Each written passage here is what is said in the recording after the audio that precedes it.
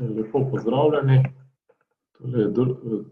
Prvi del drugega predavanja, prvenstveno za kemike in biokemike na magistrskem študiju na Fakultete za kemijo in kemijsko tehnologijo Univerze v Ljubljani. V prvem delu smo se spoznali z osnovami magnetizacije in približno omenili, kaj je potrebno, da pride do NMR signala in efekta. Seveda zdaj v nadaljevanju verjetno je prav, da na začetku se malo pogovorimo o opremi, ki nam to omogoča. Se pravi, osnova je NMR spektrometer. Lahko zdaj predstavljamo, da precej pomemben del je močno magnetno polje. V tej sliki je schematsko prikazano z nekimi takimi velikimi diski. To je bil tradicionalen, se pravi, pred desetletji. Seveda severni in južni pol, ki pa seveda glavna stvar za nas je, da imamo močno magnetno polje, ki smo ga označili z B0. Od pola magneta vstavimo NMR vzorec. To je v tem primeru lahko raztopinica naše molekule ali pa naše spojine, ki nas zanima sprememba, struktura, interakcija ali karkoli. Lahko je, kot smo pokazali, tudi vzorček v trdnem stanju. Zdaj, precej jasno nam je, da bo v močnem magnetnem polju prišlo do orientacije in dobili bomo ravnotežno magnetizacijo, ki smo označili za M0. In rekli smo, to je ravnotežno stanje. Če želimo iz tega ravnotežnega stanja priti do opaznega signala, ki ga bomo prikazali kot nekakšen spekter, rabimo tuljavico, tako kot smo se pogovarjali, ki bo ustvarila B1, pravokotno polje, in seveda, ko bo tok šlo s to tuljavico vzbujanja, povezano s frekvenčnim generatorjem, se bo magnetizacija odklonila. Vračanje ravnotežja bomo zaznali kot pojemanje signala, ki ga bomo seveda zaznali na tuljavici detektorja. V nadaljevanju se bomo seznanili s temi posameznimi sestavnimi deli. Verjetno je jasno, da dolga leta že kontrola spektrometra teče preko računalnika, v NMR žargonu mu rečemo host computer, in vse komponente kontroliramo preko računalnika. Prav, če začnemo naš pogovor o magnetu, danes so to izključno superprevodni magneti, malo si bomo tudi pogledali. Elektromagnetov in paramagnetnih magnetov je še. Pravzaprav moramo omeniti, da tako imenovani NMR spektrometri nizkega polja, ki jih lahko postavimo na mizo, z angleško izrazom tabletop, se pravi, tehtajo nekaj 10 kilogramov in jih zaradi tega imajo veliko prednost, jih lahko prosto prenašamo tam, kjer jih uporabljamo, kjer jih rabimo. Drugače za potrebe izredno visoke občutljivosti pa rabimo superprevodne magnete.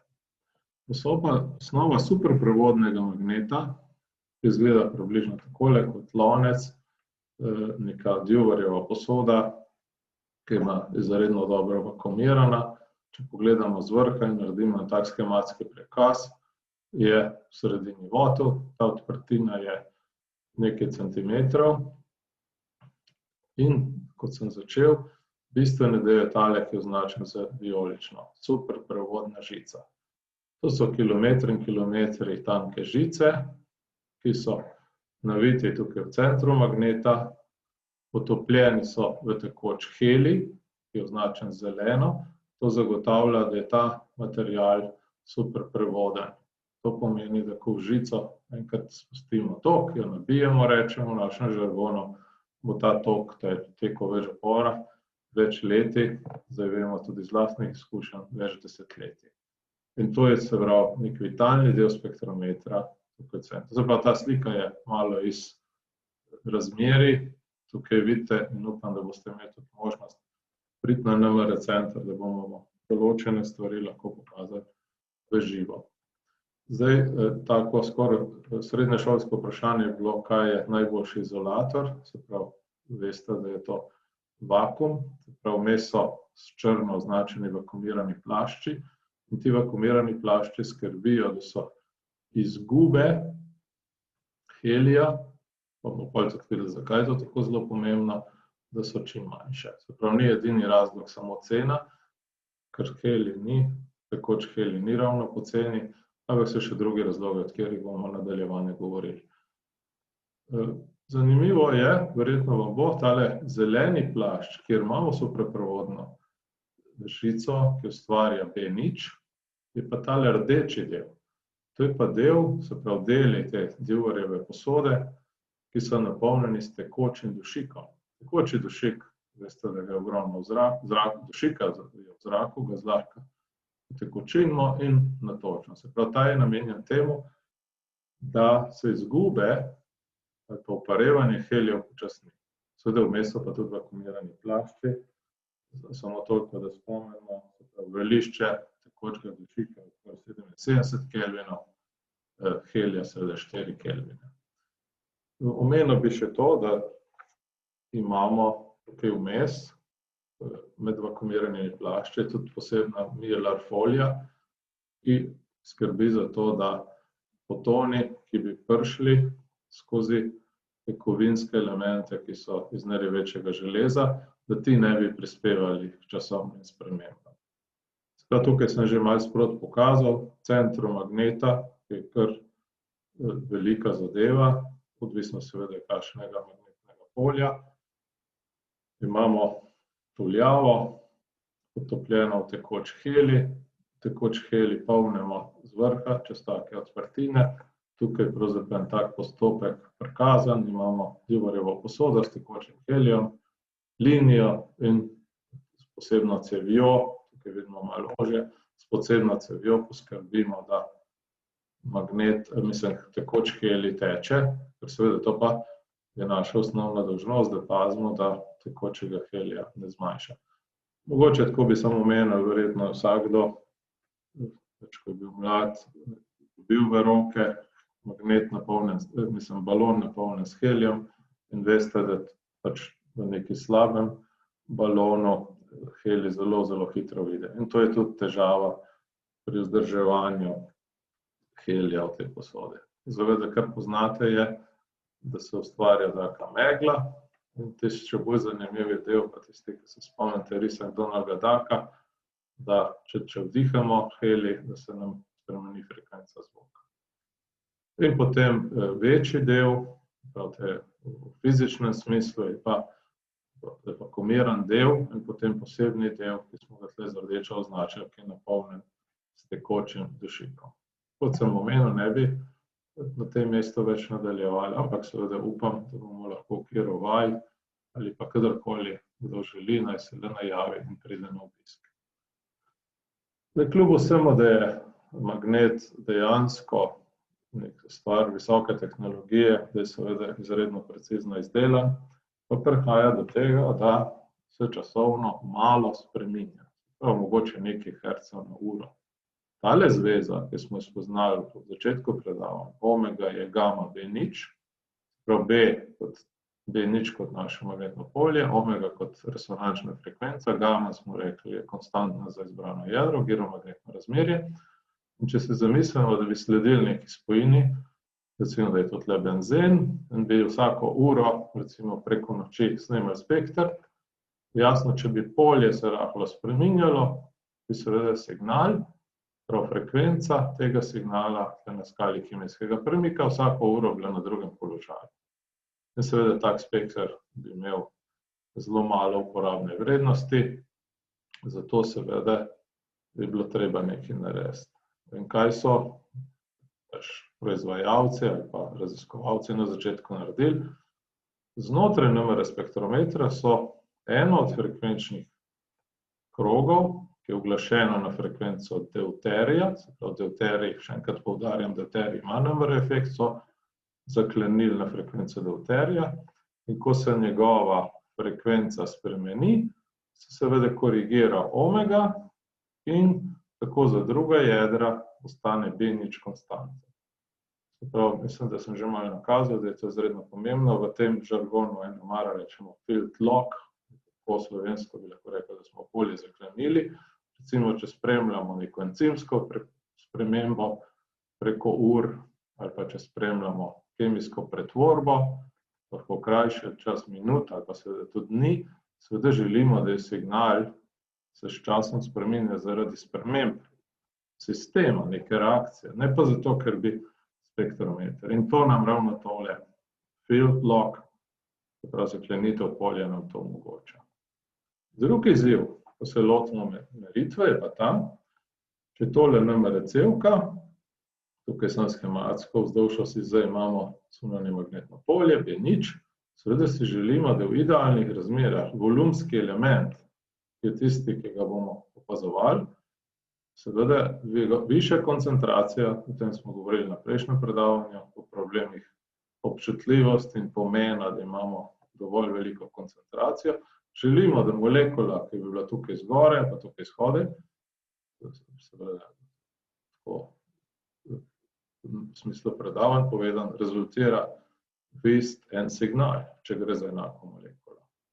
Se pravi, kar želimo je, da molekulce spodaj in zgoraj, oziroma neodvisno od fizičnega položaja glede na zunanje magnetno polje, niso, se pravi, frekvenca njihovega efekta ni odvisna od položaja. Če temu ne bi bilo tako, če ne bi imeli dobro uglašeno v angleščini shift magnetno polje, se pravi, da bi magnetno polje vzdolž osi Z se spreminjalo, seveda tudi, čeprav je molekulca popolnoma enaka pri vrhu ali pri dnu, bo seveda njen položaj fizično odvisen od, se pravi, signal v spektru odvisen od fizičnega položaja. To sem omenil v eno od prejšnjih predavanj, da je seveda taka stvar nujna in izredno ključna pri snemanju z magnetno resonanco. V NMR spektroskopiji pa želimo, da povečanje koncentracije, se pravi števila molekul v vzorcu, prispeva k isti črti.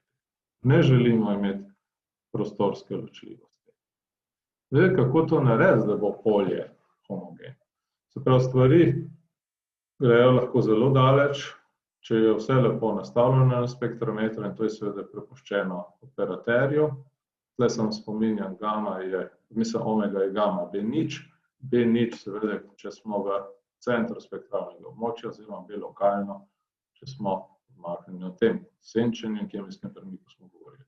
Čeprav, če nam ni uspelo dobro homogenizirati polje vzdolž osi Z, bomo pa mogoče dobili tak spekter, in če ne bomo opazili, bomo seveda lahko tole tudi narobe interpretirali. Bomo rekli, ja, glavne komponente imamo 50%, potem imamo pa še dve drugi molekuli, kar seveda ne ustreza resničnosti.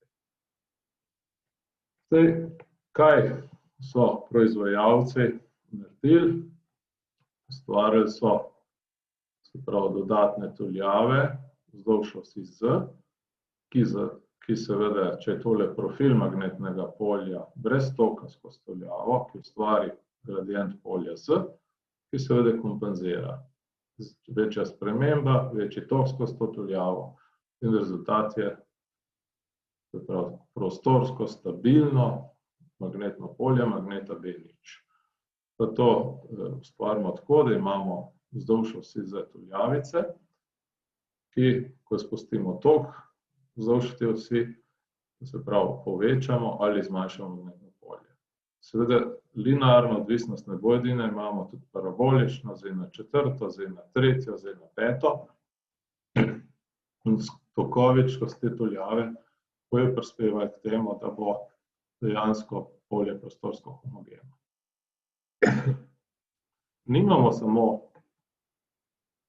teh tuljavc za homogenizacijo polja vzdolž osi Z, imamo jih tudi v ravnini XY. Postajajo, se pravi, funkcijsko precej kompleksne, recimo XY, ima takle profil, in tukaj se lahko ogledate še nekatere druge. Zdaj smo pogledali nekaj 9 teh, recimo so pa tudi take, recimo x kvadrat, y kvadrat z, ki jih niti v 3 dimenzijah ne moramo predstaviti. In vidite, če spuščamo polja skozi to tuljavo, je odziv različen. Zdaj, do nedavnega je seveda to bilo prepuščeno operaterju, tistemu, ki je vzorec spustil magnet in poskrbel, da je prišlo do homogenizacije polja. Danes je to izredno dobro urejeno z programsko opremo, ki poskrbi skoraj v vseh primerih, da homogenizacija polja, se pravi žargonno NMR-isto šimanje, poteče brez težav. Če že, kaj pa smo pravzaprav gledali? Eno seveda je gledati spektr, linije v spektru in videti, ali so take, kot mislimo, da morajo biti ali niso. So pa še bili drugi načini, ki jih mogoče, če se boste srečali s tem delom, se boste mogli s tem spoznati. Včasih smo rekli art of shimming, se pravi nekdo, ki je sedel pred magnetom, je prepoznal te čudne oblike signalov, takele dodatne signalčke in je vedel, katere šime, katere tuljave mora spremeniti, oziroma toliko čez te tuljave, da bo seveda prišel do optimalne črte. No, obstaja pa še ena stvar, ki je pa seveda malo na strani operaterja, ali pa tole naj služi tudi kot ilustracija, zakaj pravzaprav to rabimo. Se pravi, ne govorimo o tem, da je magnet pa sama oprema, ki je narobe z njo, ampak ko mi vstavimo vzorček na magnet, seveda spremenimo magnetno polje.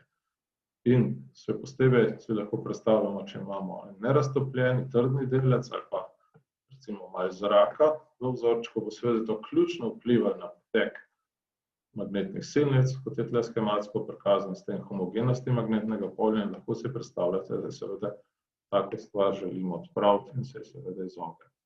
Zdaj, če so trdni delčki, jasno, lahko s kakšnim filtriranjem, centrifugiranjem, če imamo plinast, recimo zrak raztopljen, da ste pa z ultrazvokom ali pa malo vakuumirali, pa bo seveda ta težava rešena. Precej pomembna stvar, s katero se včasih soočimo, je, da imamo NMR cevko, to je tipično steklena 5 mm cevka, močno, se pravi B0, in tukaj je tuljavca našega NMR spektrometra, še mu še govorili. In vidite, da je vzorček tle z rdečo, vsega še malo gor in dol. Zato, da poskrbi, da je polje, ki ga čuti tuljava, kjer poteka vzbujanje in detekcija, dejansko homogeno.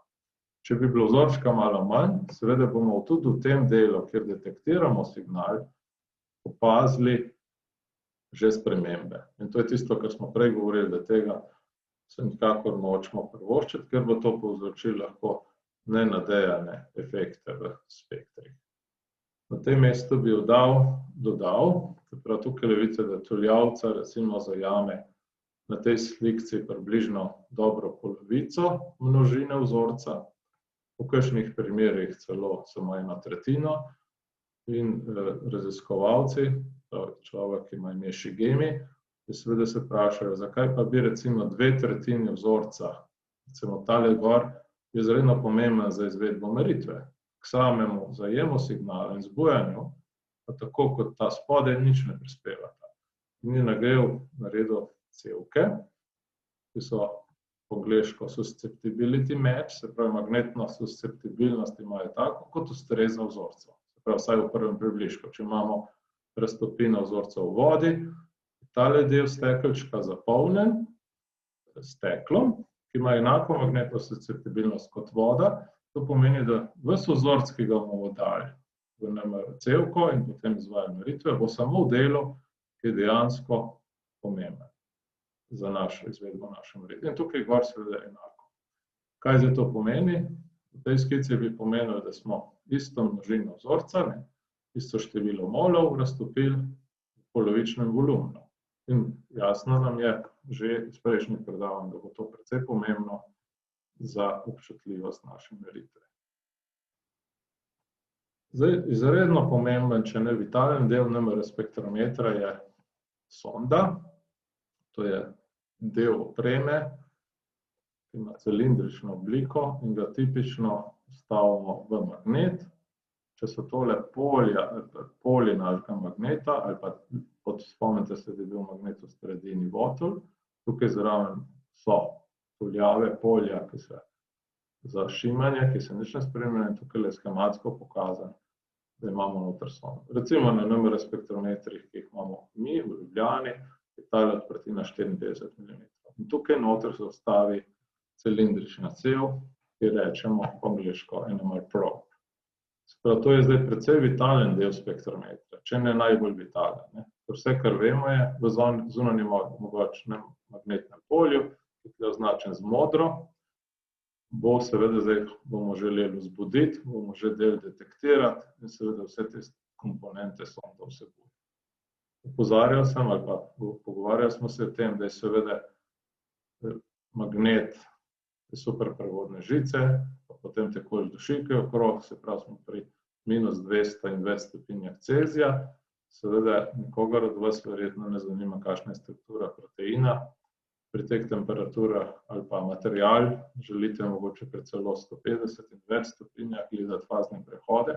Se pravi, kar taka sonda še omogoča, je, da je temperaturo meritve vzorca, se pravi temperatura, pri kateri je naš vzorček preko NMR cevke, da je seveda na poljubni temperaturi. To je omogočeno tako, da se skozi sredino tuljave oziroma naše sonde piha temperaturno reguliran zrak ali pa dušik, lahko seveda gremo k nižjim temperaturam, lahko grejemo in ta stvar je neodvisna. To je precej pomembno, veliko slišim koga, ja, kako pa lahko kaj posnamete, mi lahko pri poljubni temperaturi izvedemo meritve vzorcev.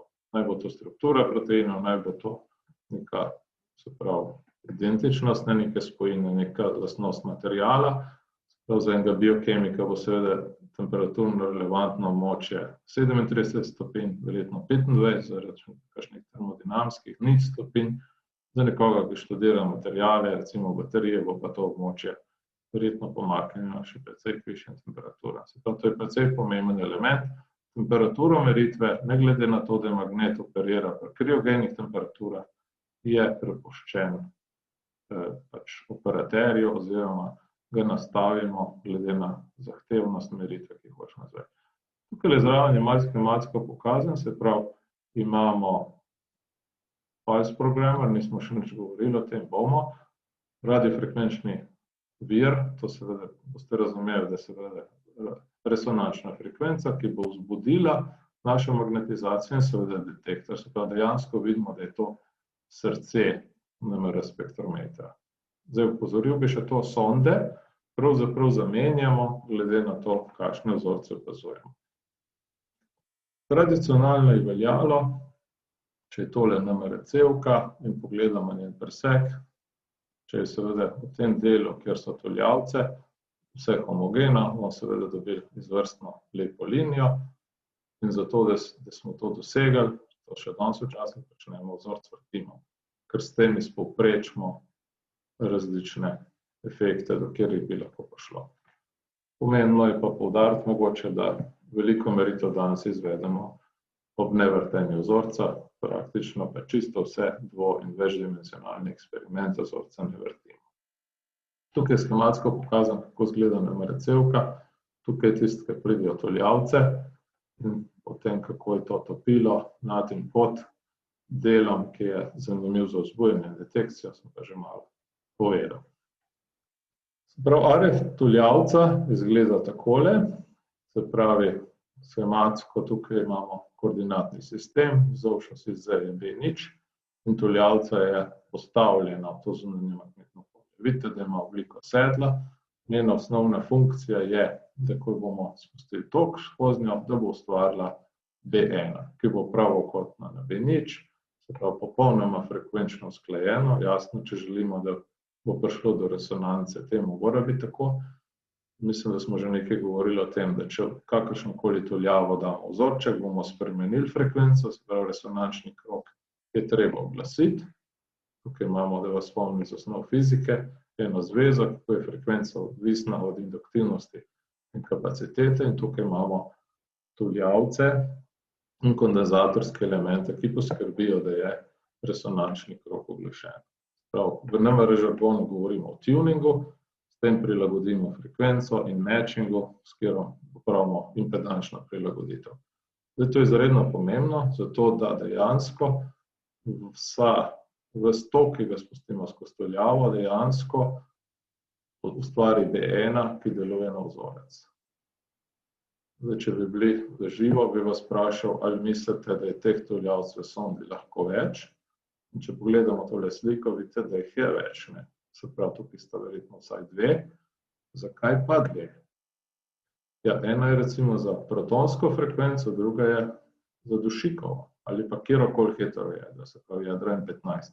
Če hotimo izvedeti eksperimente, kjer bomo povezovali protone s dušikom 15, seveda to ni možno v istoresonančnem krogu, potrebujemo ločen resonančni krog.